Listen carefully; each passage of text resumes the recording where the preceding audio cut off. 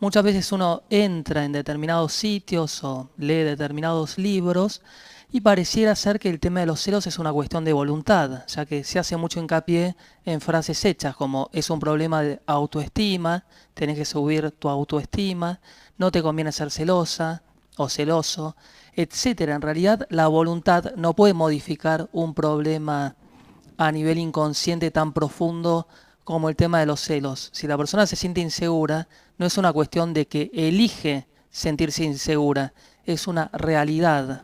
Es como una persona que fue víctima de una violación, si vuelve al espacio físico donde sucedió el hecho, la persona va a sentir miedo. Entonces yo no le puedo decir a la persona, no sientas miedo. Si la voluntad pudiera manejar nuestras emociones y nuestros sentimientos, sería todo mucho más fácil. El problema de los celos tiene que ver con esa inseguridad básica. La persona cuando era pequeña o cuando era niña tuvo una pérdida que le genera un conflicto. Cuando aparece el amor es el disparador de ese conflicto, porque vuelve a través de la memoria emocional a vivir una regresión y se encuentra en ese mismo punto y siente miedo o temor o pánico de que vuelva a repetirse esa vivencia tan traumática. Y como la persona se siente muy acelerada, no puede manejar ese torbellino emocional, finalmente es víctima de ser una persona absorbente o posesiva o celosa y es dejada.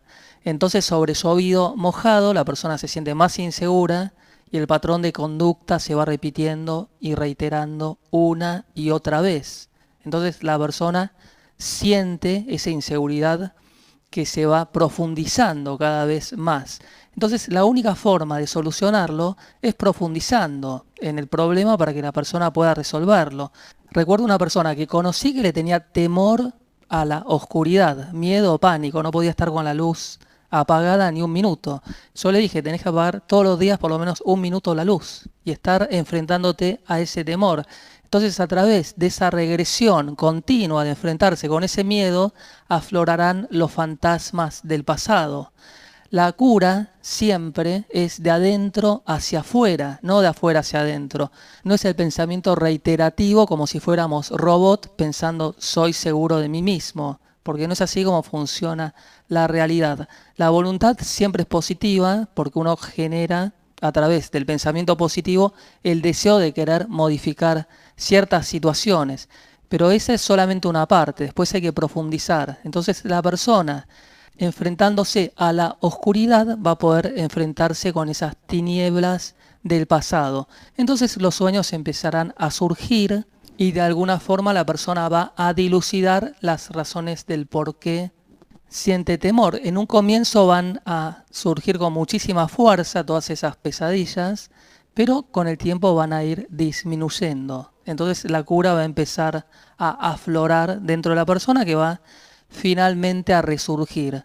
Entonces la persona celosa tiene que enfrentarse con esa parte más vulnerable de sí misma que está relacionada con ese pasado más remoto. Es ahí donde comienza el conflicto y donde comienza el problema. El inconsciente es como un rompecabezas. En la medida que vamos completando cada una de las piezas, vamos a estar más completos como para poder brindarnos y que también la otra persona sienta nuestra propia plenitud. En la medida que estamos muy incompletos, estaremos a merced de la buena voluntad de la otra persona, si la otra persona puede o no hacerse cargo.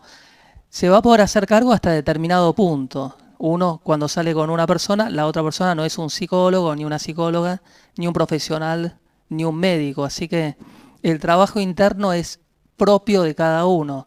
Si nosotros estamos sufriendo ese tormento, seguramente con esa persona va a ser difícil poder concretar una relación a largo plazo. Primero tenemos que vencer esos fantasmas del pasado propios para posterior a eso estar capacitados como para poder brindarnos y poder dar. La pareja es dar y recibir.